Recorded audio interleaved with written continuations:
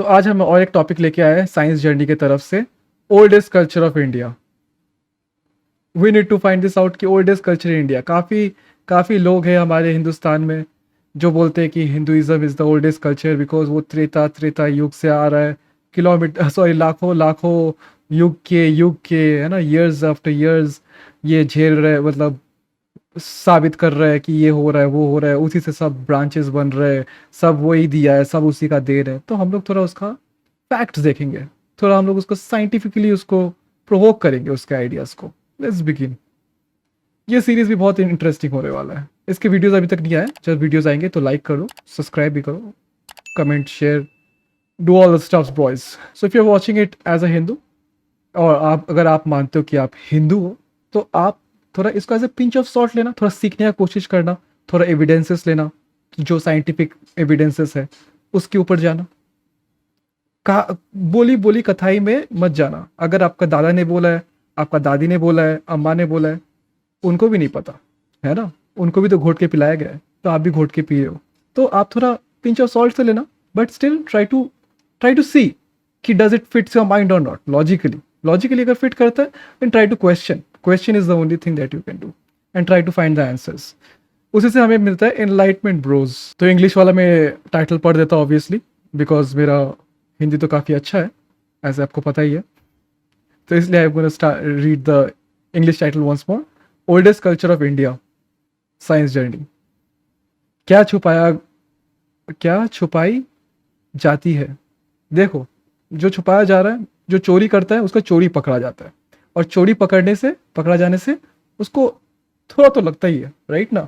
तो ये right wingers, उनका उनका उनका ईमान ही है कि चोरी करो, कॉपी पेस्ट करो और अपना काम चलाओ। हिटलर का फॉर्मूला कॉपी करो, रिलीजन कॉपी करो, टेम्पल पे कब्जा कर लो। That is only way that they have known to do stuff, right. So let's see और क्या किया इन लोग।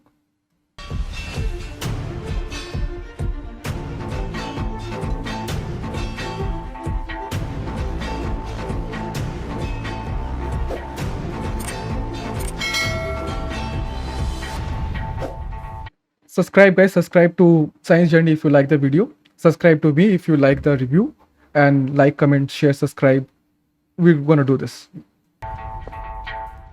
नमस्कार दोस्तों, नमस्कार। स्वागत है आपका साइंस जर्नी में। जब एक भारतीय गोल्ड मेडल ओलंपिक्स या फिर ऑस्कर प्राइज जीतता है तो आप सोच भी नहीं सकते हम सभी का सीना गर्व से कितना चौड़ा हो जाता है। क्या आप अनुमान कितना कितना अप्रोप्रिएट वीडियो चला है कि ओलंपिक खिलाड़ी हमारे वहाँ पे बैठे हुए जंतर मंतर में, और आज ओलंपिक को लेके ये बता रहे हैं। सच अप्रोप्रिएट, आई लव इट। लगा सकते हैं कि आज से 2500 वर्ष पहले एक ऐसी भी शख्सियत भारत में जन्म लिए थे जो अब तक लगातार न जाने कितने देशों के करोड़ों लोगों का दिल जीते हुए हैं, वो भी अपने विचारों से, अपने विद्वता से और अपने धम्म से। आज विज्ञान के तमाम उपलब्धियों के बाद दुनिया जिस तरह से रेशनैलिटी की तरफ दौड़ रही है, ऐसे में आज से 2500 वर्ष पहले ऐसी रेशनल थिंकिंग पैदा करने वाले एक भारतीय के बारे में जानकर हर भारतीय का सीना गर्व से चौड़ा हो जाना चाहिए। ये वही रेशनल पर्सनालिटी हैं जिनके विचारों पर चलकर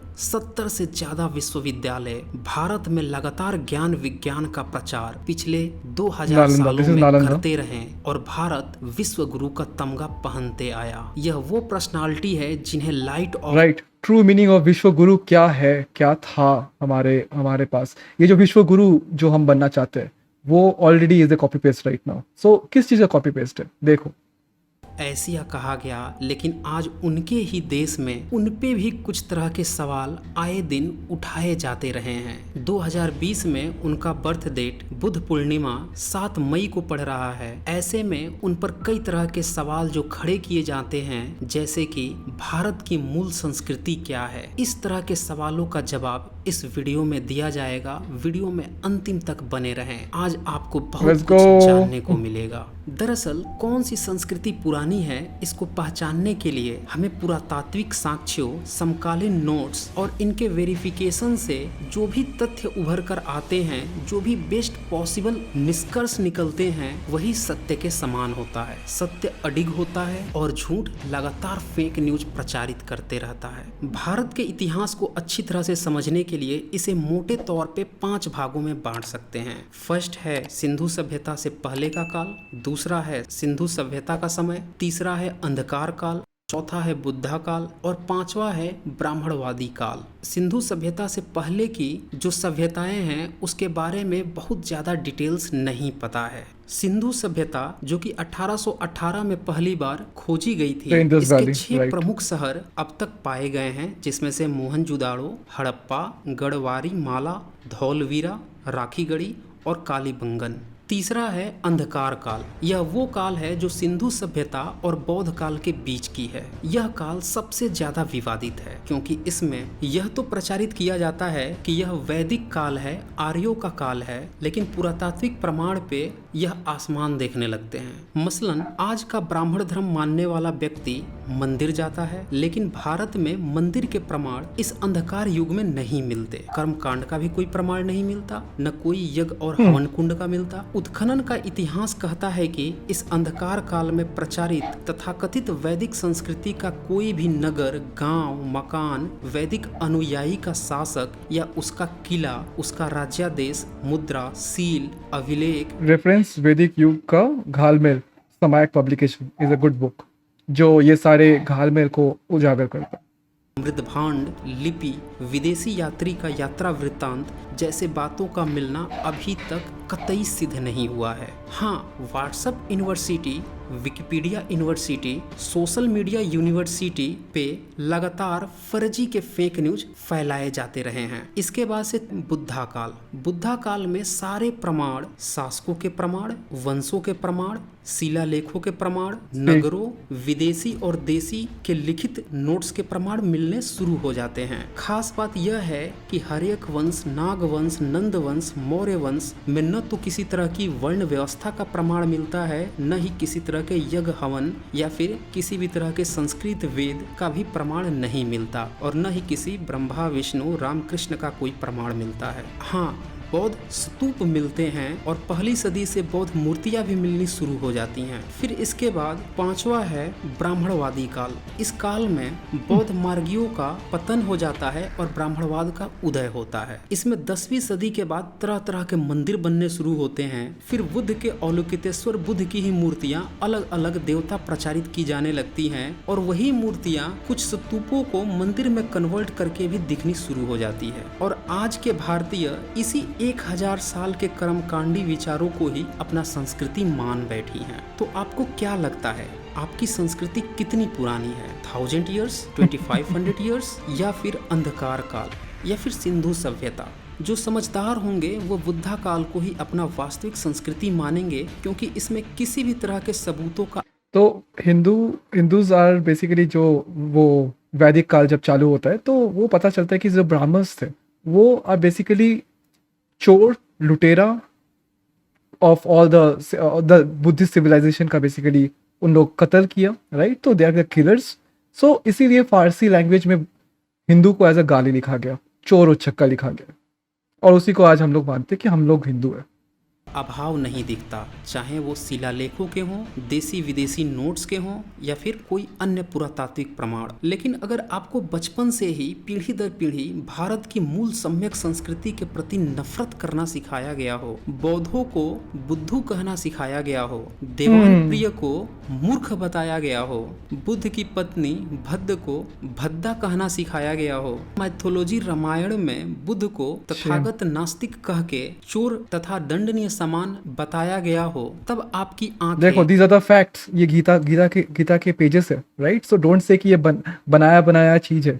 तो आप जो बनाया चीज है वो आपका दादी अम्मा ने सुना के गया है ना? तो ये है प्रमाण जो बोलते हैं कि गीता पढ़ लो, ये पढ़ लो, पुराण पढ़ लो, है ना? तो यही है, दिस इज अ फैक्ट, ये गीता के पेजेस है।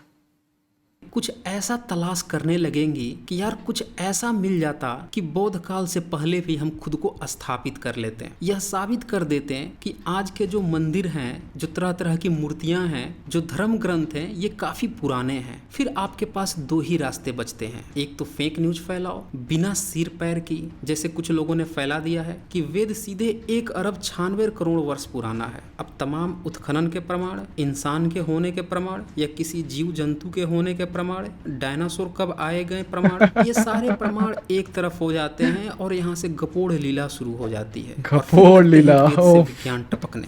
ऐसे में आप इन्हें महामूर्ख करके एक साइड हो जाते हैं, लेकिन उनके फेक न्यूज का प्रोपेगेंडा राइट। लोग तो ये भी बोलते हैं कि वेदा में साइंस लिखा हुआ है ऐसा, कि वो चोर लोग, वो उचक्कर लोग जो वहां पे क्या बोलते हैं एक दूसरे के कॉपी पेस्ट करने के लिए मर रहे थे, वो साइंस डिस्कवर कर रहे हैं, वो साइंटिफिक बन रहे हैं। क्या साइंटिफिक किया है उन लोग, उसका कोई प्रमाण नहीं है। क्या साइंस देना चाहते हैं, उसका भी कोई प्रमाण नहीं है। खीर खिला के बच्चा पैदा हो रहा है, इज द साइंस प्रोबेबली। तो इसलिए उन लोग रामायण में लिख रहे हैं कि अच्छा ऐसा होता है। रहता है। जो दूसरा तरीका ये इस्तेमाल करते हैं वह यह है, जो सिंधु सभ्यता सबसे पुरानी प्रतीत हो रही है, उसके ही उत्खनन से जो प्राप्त प्रमाण है उसे ही क्यों न देवी देवता की तरह प्रचारित करना शुरू कर दिया जाए और सीधे 1000 साल पहले के देवी देवता को उठा के 4500 साल पहले थोप दिया जाए और सीधे कह दिया जाए देखो हम तो 4500 साल पुराने में भी थे। और ये दोनों ही तरीके लगातार आजमाए जा रहे हैं और इसमें सबसे बुरी तौर पे फंसा है ओबीसी वर्ग। उदाहरण के तौर पे कई दिनों से एक वेबसाइट लिंक मेरे कमेंट में कोई एक कमेंट करने वाले लगातार शेयर कर रहे हैं और उस लिंक तो में ये दिया हुआ है कि एक पुरुष योग साधना करने बैठा है, उसके अगल बगल कुछ जानवर दिख रहे हैं, शायद जानवरों को देखते हुए उसका नाम पशुपति रख दिया गया है, ऐसा निष्पक्ष लोग सोचते हैं। लेकिन नाम रखने वाले को पता है कि पिछले 1000 साल के अंदर जो कर्मकांडी संस्कृति भारत पे थोपी गई है उसमें पशुपति नाम एक काल्पनिक ईश्वर शिव का नाम है। दरअसल इतिहास का ब्राह्मणीकरण यहीं से शुरू होता है। 1818 से पहले सिंधु सभ्यता का नाम तक न जानने वाले ब्राह्मण, 1915 तक सम्राट अशोक का नाम तक न जानने वाले ब्राह्मण, उनके शिलालेख का नाम तक न जानने वाले ब्राह्मणों ने अपना अस्तित्व 2000 वर्ष पूर्व तक का न साबित कर पाने वाले ब्राह्मणों ने 4500 साल पहले के उत्खनन से प्राप्त शिल का सिर्फ नाम बदलकर अपने को वहां स्थापित करने की कितनी बड़ी साजिश रच दी है। आपको याद होगा स्मॉलेस्ट पार्टिकल हिग्स बोसोन पे रिसर्च के दौरान धार्मिक मीडिया ने उसे गॉड पार्टिकल नाम से प्रचारित कर दिया था और आज तक 90% आस्तिक अभी भी यही सोच रहे हैं कि साइंस ने गॉड पार्टिकल खोज लिया है। इसे कहते हैं धार्मीकरण और भारत में ब्राह्मणीकरण होता है। इस प्रचारित सील जिसको शिव बताया जा रहा है उसे जरा ध्यान से देखें और शिव की जो साधनारत अवस्था है इस फोटो को भी आप ध्यान से देखें। जो बुद्ध की विपस्सना अवस्था है उसे भी आप ध्यान से देखिए। पल भर में दूध का दूध और पानी का पानी आपको समझ में आ जाएगा। सम्यक संस्कृति भय मुक्त है, वह साधनारत है, उसे पशु पंछियों का भय नहीं। जबकि पिछले 1000 साल के अंदर पैदा हुए ईश्वर गुलामी के दौर में पैदा हुए हैं, उन्हें भय है। वह 24/7 हाथों में हथियार लेकर खड़े होते हैं, बैठते हैं या फिर सोते हैं। शिव के कमर में मृग छाल है, बाघ की छाल पर बैठा करते हैं, यानी कि मृग की किसी न किसी ने हत्या की होगी, फिर उसकी चमड़ी भी किसी ने उतारी होगी। यही कुछ हाल बाघ का भी किया होगा। लेकिन यह साधना करता हुआ पुरुष बिल्कुल ही सिंपल है। न तो इसने कोई मृग छाल पहना है, न कोई बाघ की छाल पर बैठा है, न ही त्रिशूल लेकर बैठा है और न ही डमरू लेकर, न ही इसके बगल में नंदी बैल है जैसा कि शिव में देखा जाता है। उल्टे तरह तरह के जीव जंतु इसके अगल बगल में है। शिव के गले में सर्प होता है, साधनारत पुरुष के गले में नहीं है। शिव के सर पर चंद्रमा है, वहां से गंगा निकलती है, वह कैलाश पे विराजमान होता है, जबकि साधनारत पुरुष जंगल में है। और पहाड़ पे इतने सारे जीव जंतु कैसे पहुंचेंगे? क्लियर है, यह जंगल में साधनारत पुरुष उसी परंपरा का पूर्वज है जिसके की बौद्ध हैं। अब बुद्ध की इस चित्र को आप ध्यान से देखें, उनके भी चारों तरफ इस तरह तरह के जीव जंतु हैं। वो भी साधना रथ हैं, उनके पास भी कोई हथियार नहीं है। अब इस साधना रथ पुरुष के सर पे एक त्रिरत्न आपको दिख रहा होगा। कुछ लोगों ने इसे त्रिशूल बता दिया। यह त्रिशूल नहीं अच्छा। है, बल्कि यह त्रिरत्न है, जो सांची के स्तूप में भी देखने को मिलता है। इसी सिंधु सभ्यता में एक और मूर्ति मिली है। इस मूर्ति के ललाट पर आकर्षक बिंदी युक्त पट्टी नुमा मुकुट देखने को मिलता है, और यही बिंदी भगवान बुद्ध के माथे पर भी देखने को मिलती है। यहाँ तक कि सिंधु सभ्यता घाटी में मिली इस मूर्ति के कपड़े के पहनने का सलीका भी बुद्ध और उसके अनुयायियों के कपड़े पहनने के तरीके से मिलता है। शिव की जो सबसे पुरानी मंदिर बताई जाती है वह 8वीं से 9वीं सदी के बीच में बनाई गई कैलाश टेम्पल है। उसमें भी उसका चित्र नहीं है, और काफी बाद में शिव का चित्र बनाया गया है, जबकि बुद्ध 2500 वर्ष पहले के हैं। तो क्यों न सिंधु सभ्यता में जो ये साधना रथ सील मिली है, इसकी तुलना बौद्ध और उनके अनुयायियों से की जाए, जो ज्यादा मैच कर रही है। आखिर ऐसी कौन सी साजिश आ गई है जिसके तहत अपनी ही संस्कृति जो बेस्ट मैच हो रही है उसे जमींदोज करके जो मैच नहीं भी कर रही है उसको जबरदस्ती फिट करने की कोशिश की जा रही है। और ऐसा सिर्फ एक नाम बदल देने से पॉसिबल हो गया है। अब सारे बच्चे जो थोड़ी सी भी धर्म में आस्था रखते हैं वह इस लिंक को उठा के चारों तरफ पेस्ट कर रहे हैं। क्यों? ये पशुपति हैं, पशुपति से मिल रहे हैं, नहीं मिल रहे हैं। यही होता है कि आजकल अभी भी चल रही है कि कुछ ना कुछ मिल जाता है इनको। एक सिंगल एविडेंस मिलेगा, या फिर सिंगल एक आर्कियोलॉजिकल एविडेंस उठा के they are trying to claim, अच्छा देखो शिव मिल गया एंड ये इतना साल पुराना है, उसका मतलब हमारा सभ्यता इतना साल पुराना है। ऐसे नहीं होता है, एक एविडेंस से नहीं होता है। You have to find a lot of evidences, there has to be writing about it, उसके बारे में चर्चा होना चाहिए इधर उधर, क्या इधर शिलालेख में लिखा मिल रहा है, या फिर कौन बनवाया उसको बनाया है, उसके बारे में इंफॉर्मेशन होना चाहिए। A lot of evidence are required to prove yourself there. वो है बुद्ध के लिए, लेकिन हिंदुइज्म में नहीं है ये सब।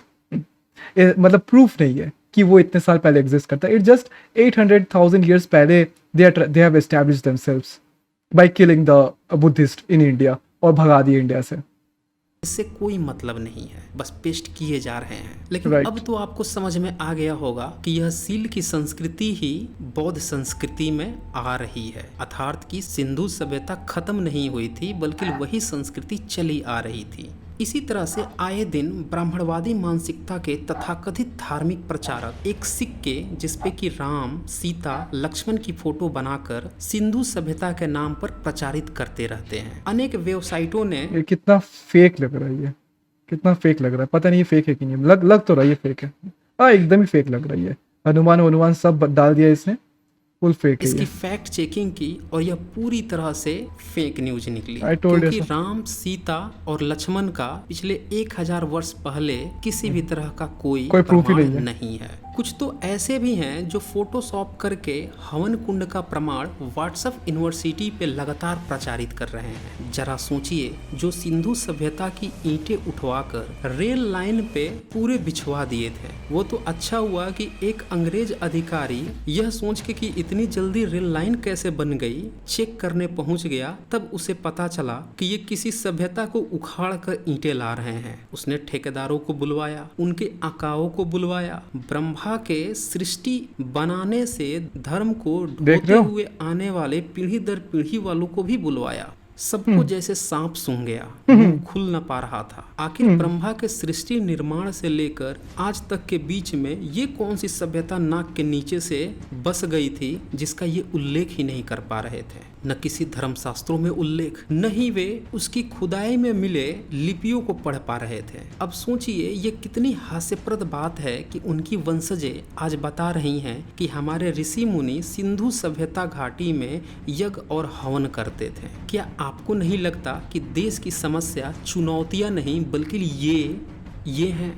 क्या अब भी आपको डाउट है कि भारत की मूल संस्कृति क्या है? तो जरा एक नज़र इस पर भी डालें। 1826 में मैसन हड़प्पा स्थल के खुदाई का निरीक्षण कर रहे थे। अचानक से उनकी नज़र एक जगह ठहर गई। उनने उसका अच्छी तरह से निरीक्षण किया और तमाम सबूतों के आधार पर उनने इतिहास में दर्ज किया कि ये बौद्ध स्तूप हैं। 1831 में बनेंस ने भी हड़प्पा सभ्यता के अपने निरीक्षण और रिसर्च में उसमें बौद्ध स्तूप पाए जाने की बात दर्ज की। 1853 कर्निंघम ने अपने रिसर्च के दौरान यह स्टेटमेंट दिया जिसने भारत में ब्राह्मणवादी संस्कृति की चूलें हिला दी। तो यही है कॉन्स्पिरेसी कि ये जो ब्राह्मण्स जब कैप्चर किया था सारे टेम्पल्स और सारे points of worship of all this बौद्धिक प्लेसेस, तो आइदर उन लोग उसको डिस्ट्रॉय किया या फिर उसको कैप्चर करने के बाद बेसिकली अपना संस्कृत लेके आया ताकि बेसिकली जो लैंग्वेज है वो बैरियर हो सके, और जो लोग वहाँ पे करते थे पूजा उनको वहाँ से बाहर निकाल दिया, जो आज भी चल रहा है, राइट? कि ओबीसी जो बुद्ध को मानते हैं, राइट, वो टेम्पल नहीं जा सकते, और जो पुजारी वहाँ पे बैठा हुआ है वो बेसिकली वो कब्जा करके बैठा हुआ है। तो इनका धर्म ही है कब्जा करना और चोरी करना, और ये छोड़ के और कुछ नहीं। उन्होंने साफ तौर पे ब्राह्मण्स हड़प्पा और बौद्ध काल का आपस में कनेक्शन होने की संभावना दर्ज की थी। दरअसल जिस तरह से स्तूप परंपरा सम्राट अशोक के काल में देखे गए वैसा ही स्तूप हड़प्पा में भी देखने को मिली। देखो ये है बौद्ध स्तूप from Ashoka period. Ashoka was a Buddhist, right? Everybody knows that. और अशोका का जो रेन था in India was the largest over the massive, उसको बोलते विश्व गुरु। घोटाला होता है तो उसके डेटा सिर्फ कागज पे दिखते हैं। उसी तरह से सिंधु सभ्यता घाटी और बौद्ध काल के बीच में सिर्फ कागज पे ही वैदिक काल का घोटाला हुआ, प्रैक्टिकल ग्राउंड पे न दिखा और न ही उत्खनन प्रमाण में। 1920 तो खोदने से, जमीन खोदने से बुद्ध मिलेगा, राम लक्ष्मण सीता नहीं मिलेगा। जमीन खोदने से बुद्ध मिलेगा। कर्ण कर्ण में है बुद्ध, इसी को भी उठा के उन लोग ब्राह्मणीकरण कर दिया। कर्ण कर्ण में है भगवान, कर्ण कर्ण में भगवान नहीं है, कर्ण कर्ण में है बुद्ध, ठीक है? में रखालदास बंदोपाध्याय ने भी बौद्ध स्तूपों की खुदाई की और पाया कि वहां से Rakhaldas Bandopadhyay is a Bengali. Even हमारे विवेकानंद ने भी ये बोल के गया था, मतलब ये सारी चीज फाइट करके गया था और लोगों को जागरूक करने की कोशिश किया था कि ये जितने भी टेम्पल्स है हमारे, जितने भी बड़े बड़े important places of Hindu worship है, जितने भी 4 धाम है ना, साउथ में जितने भी मंदिर है वो सारे बौद्धिस्ट प्लेसेस है और वो सारे बौद्धिक लोग बनाए थे। और इवन अंदर जो स्टैचूज है वो बुद्ध का स्टैचूज है, कोई राम का इसका उसका स्टैचू नहीं है। एंड दैट्स द रीजन कि उसको ढक के रखा जाता है, उसमें चंदन वंदन लेप के और उसको कपड़ा पड़ा बांध के ढक के रखा जाता है, दिखाते नहीं उसको, बिकॉज अंदर बुद्ध है। सिंधु सभ्यता के अवशेष मिले, यानी कि facts. सिंधु सभ्यता के बाद उसी परंपरा को बौद्ध सभ्यता भी आगे बढ़ा रही थी। इतने अधिक साक्ष्यों के बाद भी अपनी ही जमीन पर अपनी ही संस्कृति के लिए संघर्ष करता हुआ सम्यक संस्कृति के लिए आर्कियोलॉजिकल डिपार्टमेंट भी उदासीन है। जरा सोचिए, अगर सम्यक संस्कृति के वंशज आर्कियोलॉजिकल डिपार्टमेंट में होते हैं तो मैं इस बात की गारंटी देता हूं कि भारत आज की डेट में पर्यटन के हिसाब से दुनिया का सबसे धनी और सबसे रिच हेरिटेज होता। लाखों करोड़ों लोगों को सिर्फ पर्यटन से रोजगार मिलता। कण कण में बौद्धों के प्रमाण मिल रहे हैं, उनकी नगरी मिल रही हैं, उनकी पेंटिंग्स मिल रही हैं, केव्स मिल रहे हैं। ये पूरी दुनिया को अब तक आकर्षित कर रहे होते। वेदों को बुद्ध से प्राचीन साबित करने के लिए एक और दावा किया जाता रहा है। कहा जाता है कि उसमें सरस्वती नदी का वर्णन है जो 2500-3000 साल पहले गायब हो गई थी, इसीलिए वेद पुराने हैं। ऐसी गाथा गाने वालों ने सरकार पे यह दबाव बनाया कि भाई बौद्ध ग्रंथों में फाहियान हैंसोंग के नोट्स के आधार पर आपने खुदाई की और बौद्धों के प्रमाण मिल रहे हैं, तो हमारी वेदों में भी कुछ लिखा है, आप खुदाई करके तो देखिए, उसमें भी सरस्वती नदी के प्रमाण जरूर मिल जाएंगे। अपने तमाम किताबों के आधार पर क्षेत्र चिन्हित किया हरियाणा के यमुनानगर जिले की शिवालिका पहाड़ियों की तलहट्टी को। इस क्षेत्र को आदि बद्री के नाम से भी प्रचारित किया गया है। 3 जगहों पे खुदाई हुई, ABR 1, ABR 2, ABR 3। खुदाई से जो निकला उससे अधिकारियों के हाथ पांव फूलने लगे। एक जगह नहीं, 2 जगह नहीं, तीनों जगह पे ही बौद्ध सभ्यता के विराट सबूत, विशाल बौद्ध विहार, बौद्ध स्तूप, बुद्ध की मूर्तियां, दांतों के सेट, हड्डियां इत्यादि मिलनी शुरू हो गई। आर्कियोलॉजिकल सर्वे ऑफ इंडिया के डॉक्टर संजय कुमार मंजू ने बताया कि आदि बद्री मूलतः बौद्ध क्षेत्र है। पूरा क्षेत्र 1 वर्ग किलोमीटर का है, जिसमें अनेक अनेक छोटे बड़े बौद्ध स्तूप मौजूद हैं। हर बार की तरह एक बार फिर संस्कृत ग्रंथ ने अपनी गपोड़ लीला का कॉपीराइट मेंटेन किया और कण कण में ईश्वर की गपोड़ लीला। जगह बुद्ध शब्द आने लगा। जिनने खुदाई करवाने का दबाव बनवाया था उनमें अब मरोड़ उठा। उनने बिना पूर्ण रूप से यह पता लगाए कि यह आदि बद्री है कौन, उत्खनन पर रोक लगा दी। इतिहास अटकलों या कागज के पन्नों या व्हाट्सएप यूनिवर्सिटी के मैसेज से नहीं बनता। भारत की संस्कृति जमीन से निकल रही है। तो इससे साफ तौर पे पता चलता है कि बुद्धा काल कोई नई सभ्यता नहीं थी, बल्कि यह वही सभ्यता थी जो सिंधु सभ्यता में भी पाई गई थी। बहरहाल जो भी हो, एक बात तो तय है कि बुद्ध की संस्कृति सिंधु सभ्यता की संस्कृति को ही आगे बढ़ा रही थी। तो दोस्तों, इस वीडियो को ज़्यादा से ज़्यादा शेयर कीजिए ताकि सभी को सच्चाई का पता चल सके। तो आज बस इतना ही। धन्यवाद धन्यवाद धन्यवाद। आँखें की आंखें खुल गई ना वीडियो देख के। क्या लिखा है? आचार्य तथागत। ऑसम। वीडियो अगर अच्छा लगे तो हाँ, लाइक करो, शेयर करो, सब्सक्राइब भी करो और शेयर करो अपने फ्रेंड्स, फैमिली, होज एंड होज के साथ, जितनी भी आपके कॉन्टैक्ट्स में है, राइट।